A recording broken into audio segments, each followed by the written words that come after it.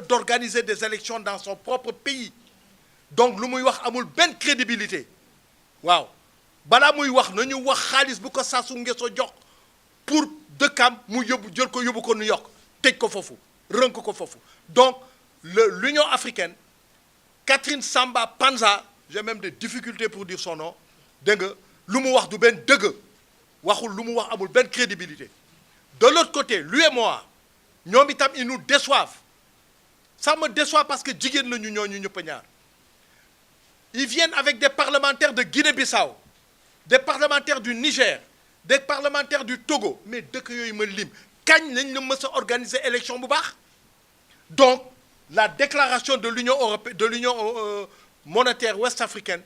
amul benn valeur donc loolu laay wax deuxièmement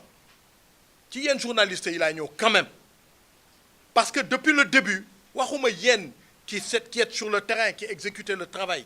mais il y a des lignes de conduite des lignes directrices yoo xam ne yenn patron de presse yu ñu koy def nit même booy lekk dans la main du pouvoir mais def ko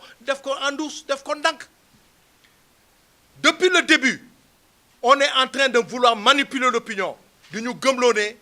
que il y a eu 54% de taux de participation 54% de lan nañuy wax de lan 54% de 5 millions c'est faux 54% de 3 millions c'est faux on nous dit pas 54% de lan donc c'est faux aujourd'hui la manipulation alors que tous ces jours passés des estimations données à Manko Taxawu Sénégal et à d'autres des groupes parlementaires maintenant on nous dit non Manko ne peut pas avoir un groupe parlementaire pourquoi parce que le quotient électoral maanaam bu ñu diviser lu la nit ñi jox ci carte ñu diviser ko par le nombre de postes des 60 députés dégg nga munoo ci am dara alors que tous ces jours-ci on nous donnait 20 16 17 etc. dama ne aujourd'hui il y a des journaux qui disent que le quotient électoral sera de 45 000 54 000 voix c'est faux musul am Sénégal le quotient électoral dans des meilleures élections n'a pas dépassé 30 000 voix 35 000 voix donc il faut arrêter de mentir il faut arrêter de manipuler l'opinion yéen yi dafa rafetul parce que la presse participe de la démocratie bu fekkente ne léegi pour lu ñu leen di jox ci suuf rek jaral na leen ngeen di bind yoo xam ne du dëgg ça waaye c'est décevant donc loolu laa leen bëggoon a wax aussi n'est-ce pas di wax itam tout ce qui est commissaire policier ak conseil sous-préfet ak préfet nañu xamee ne bu ñu yàlla bàyyi ak suñu sago fii ak fukki at s'il le faut on se souviendra et je vais demander d'ailleurs que nous préparons la liste de tous ces gens-là parce que on va pas les laisser continuer comme ça bés bu ñu toogee parce que danañu mës a toog yenn yi dafa rafetul voilà il y a des choses qu'on ne fait pas parce que bu dëkk bi takkee ci la ñu ne waa ñun jàmm la ñuy wootee jàmm la ñu xam et cetera dama ne ku dugg sa kër violer sa jabar nga taxaw ne yow jàmm nga xam il va le faire et le refaire voilà il faut arrêter te comme l'a dit le maire Bamba Fall tout à l'heure moi personnellement je demande aux populations de Dakar de se dresser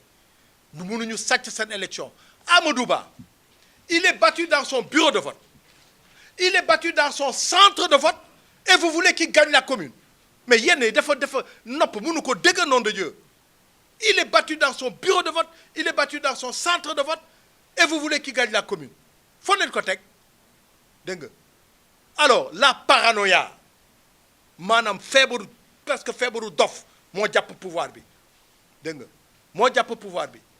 feebaru dof boobu mooy lan coûte que coûte faut gagner Dakar c'est de l'obsession or Dakar on l'a déjà gagné et nous avons des chiffres sûrs alors cette histoire des ordres de mission je vais peut-être terminer par là le code est clair l'article si je me trompe ñu baal ma mais ça doit être L69 ce code dit qu'on dispose d'ordre de mission vous autres les journalistes avec vos chauffeurs quand vous vous déplacez pour vous permettre de faire votre travail le code ne parle pas des ASP le code ne parle pas des militaires surtout pas des douaniers naaxu douanier la Amadou Ba jox ay kii ñu ñëw voté fii c'est absolument inacceptable conseil constitutionnel nag moo taal Côte d'Ivoire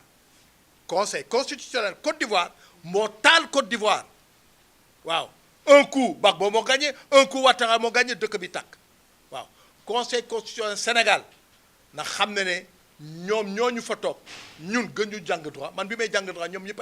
ay xale la ñu woon ils ne peuvent pas nous dire des choses yu amul te ci ñu yàq élection yi la ñu bokk ñooñu lay comment tu peux toi sortir un avis on appelle ça décision mais c'est comme les ordonnances de l'époque ordonnance du woon lu ñu joxe pharmacie ordonnance dañu ko tuddee woon rek les appellations sont des appellations de convention on est là à pinailler oui c'est des décisions c'est des ce sont des avis le conseil constitutionnel aurait dû se déclarer incompétent su ma baat ca kaw lu ñu jàng maa leen ko gën a jàng waaw il aurait dû se déclarer incompétent ou dire ou alors répondre négativement defuñu ko yenn yi c'est très grave bu dëkk bi takkee ñoom ci lañ bokk alors doo yooyu ça fait partie des choses que je voulais dire une fois de plus journalistes yi ma leen di ñaax s'il vous plaît arrêtez de faire de la désinformation le quotient électoral ne peut pas être de 50 000 c'est faux ce n'est pas possible le Sénégal ne l'a jamais vécu une élection législative a toujours des résultats inférieurs à l'élection présidentielle l'élection législative passée celle de 2012 ay 1 900 000 voix la génne au total les gens ont été élus avec des 35 000 des 36 000 voix au quotient donc je pense qu'il faut être sérieux et éviter de dire n'importe quoi et de manipuler les gens voilà donc c'est ça que je voulais dire pour le moment